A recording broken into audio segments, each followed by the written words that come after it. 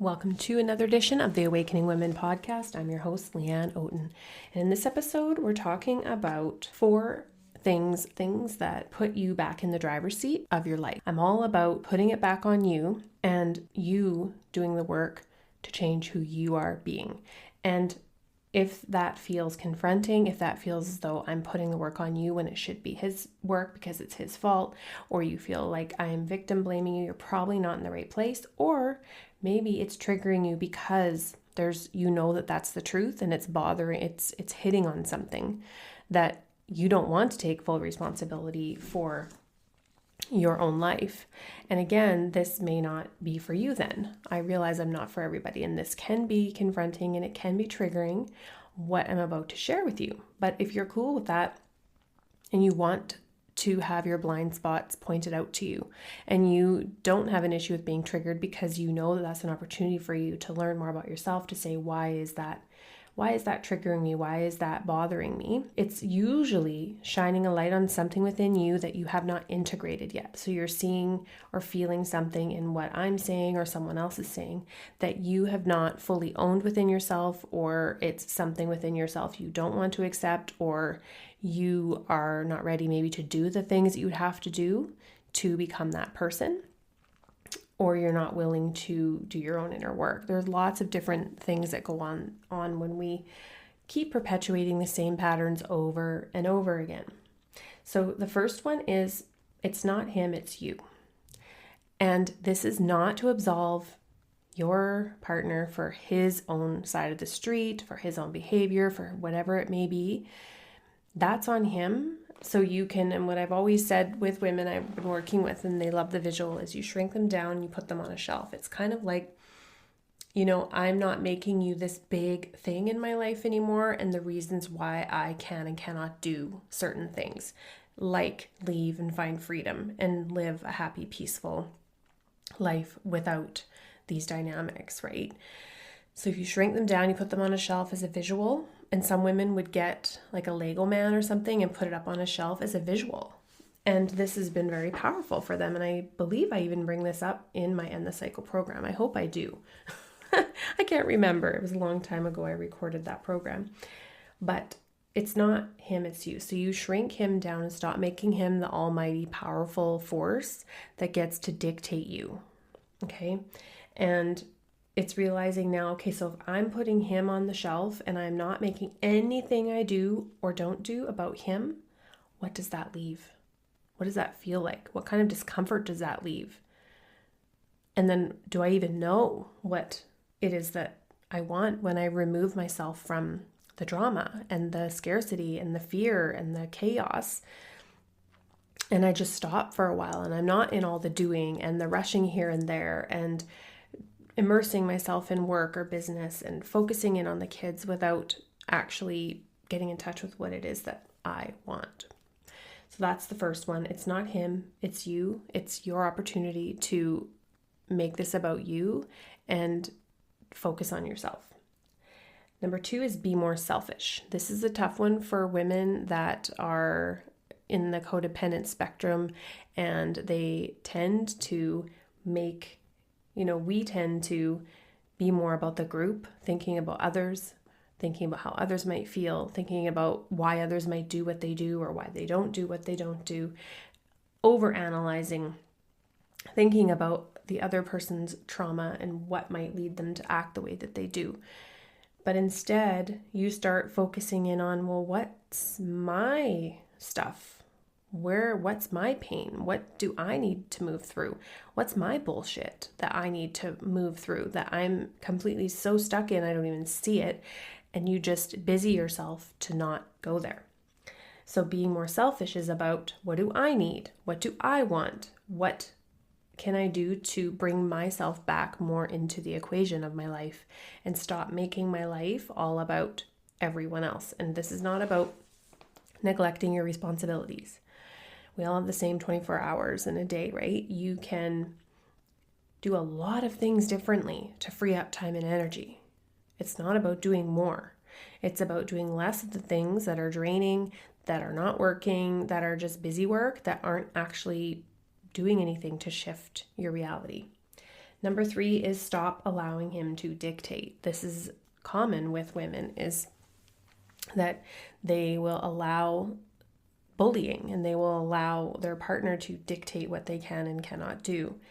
And that has to stop. You have to have your own autonomy, your own financial autonomy, big time, but being able to go and do what it is that you want. And I talk about this inside of the Awaken to Clarity Bootcamp in the bonus class, where I talk about you have to start doing the opposite. But I just added a new video in there talking about this exact thing. Like, you have to do the opposite of what you've been doing to create some momentum in a new direction, right? We tend to keep doing the same thing over and over and over. And we're like, why? It's like bashing your head against a wall, and you just keep doing what you're doing. You keep going into your coping mechanisms and your avoidance strategies, and nothing ever gets resolved. Nothing changes.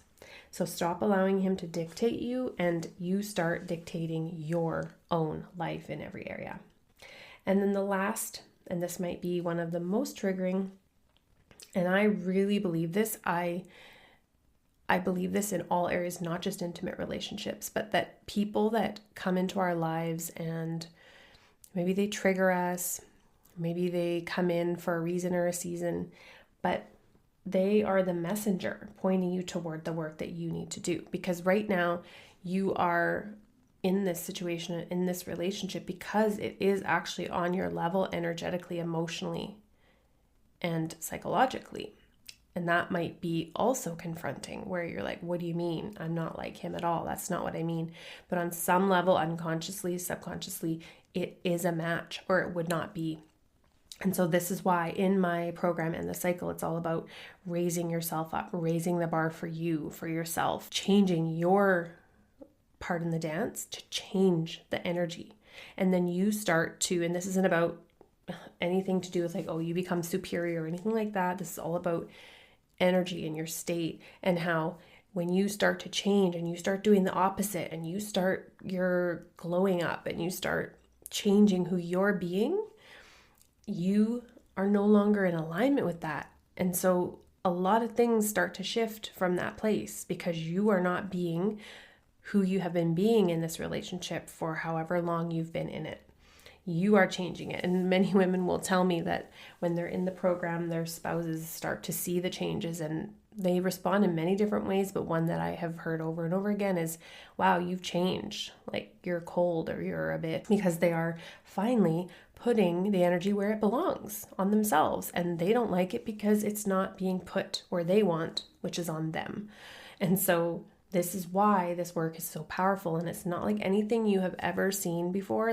I've never seen a program like this offered or created for women that is all about shifting you on every level of the psychological, emotional, energetic, all of those pieces on the spiritual level as well. But it's also very tangible and it's very practical, because it's about, let's figure out what's actually going on here. Like, let's remove the doubt. So you get some clarity, and then you start moving forward from that place, and you start creating a plan. And so realizing now that your relationship now, your partner now, is on some level a match for where you're at now, but that means that you get to shift it. You get to rise above it. And when you are no longer a match for it, this is where the thing with water seeks its own level. It will eventually fall away. It will not work anymore. You won't be able to withstand it. You won't be able to tolerate it anymore, because you have grown, you have evolved, you have changed. And let me tell you, this does not have to take months and months and months, or several more years of fumbling around, waiting and hoping and trying to figure out a solution. No more. Or waiting around because you don't know your next steps. No more of that either, because I have created the exact system, strategy, method to move you through the state of not knowing your next steps to having clarity, conviction, and a plan. Either way. And it will shift your relationship. Guaranteed, 100% guaranteed. And whether that means it shifts it in a good way and you actually are able to see some long-term changes in your spouse, long-term, not manipulation, but long-term actual change, or it gives you clarity that you actually need to plan your exit your relationship will be shifted through you doing this work. This is 100% within your control. And that's why the program is 4 weeks long. That's how I originally designed it. And it is potent. It's no fluff. There's a lot in there that you have to go through. It's intensive. You will have to commit yourself to doing the process and give yourself a few hours per week to really delve into that. But the purpose of it is to move you quicker than all this dabbling and trying to figure it out on your own and feel like you're fumbling around in the dark without a map. This gives you the roadmap, the whole plan. So if you'd like to dive into that, you can get instant access. The link is in the show notes. And on another note, something that I have put out, and for now I've put it on SoundCloud because I'm looking at another platform, but what I really wanted to do was just get it out and get those first preliminary episodes out. Just there was a lot of stuff that was going on at the end of 2024, and so my goal was to get this 1% Women podcast out, and I've done it. So it's a secret podcast that you subscribe to and you can get access to. I think I've got about six episodes on there, and it is for the women who are tired of talking about their relationship. You're tired of going to therapy about it. You're tired of talking to anyone and venting to anyone who will listen. You're actually sick of your own bullshit and you're ready for a solution. So I'm talking to those types of you over on the podcast. It's a different vibe. I'm being more direct over there, more about self-accountability and more about really honing in on the women who are juggling work, career, business. I end up attracting quite a few therapist types and counselors and psychologists actually. And so I, as a former therapist, I know what it takes to grow a practice, see clients when you yourself are not in a good place, but you still need to show up and do this because it's your livelihood, right? It can be really difficult to show up when you are struggling behind the scenes.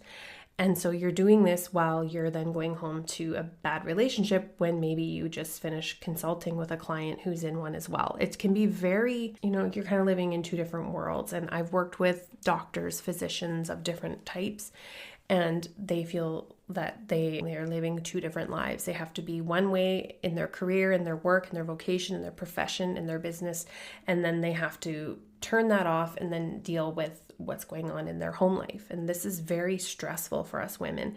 We have to cut ourselves off. We have to split ourselves. And it's very, very, very difficult to go through.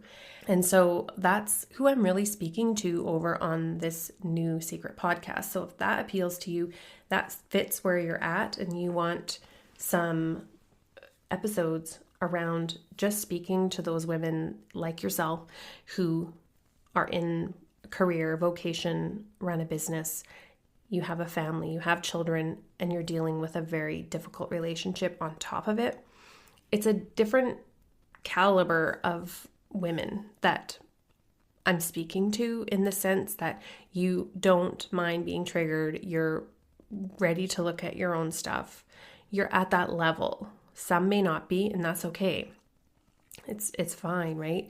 And I guess where I got to with my work is I have outgrown a lot of what I've been talking about, because I have evolved so much in the last several years, even within Awakening Women, and as a coach and as a course creator, creating programs, as a woman, as a mother, as everything, as a single mother, doing it all on my own. I have really changed and evolved, and what I want to talk about has changed.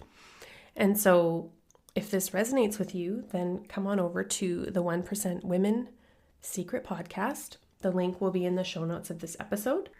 And if you have not already left a review for this podcast, either on Spotify or iTunes or both, please just take a moment to do that. If you're getting something out of this podcast and you feel called to give back and provide a review and a rating, either on both or whichever one that you're on, I would really appreciate it. It helps things, especially when you get the odd, I think I have one negative review on my Awakening Women podcast. And that shifts the whole overall review. So the more 5 stars I can get that are genuine, that you truly believe I deserve that, and you love the show, of course, that helps to change that average rating. All right, so I will chat with you in the next episode. Take care. Bye for now.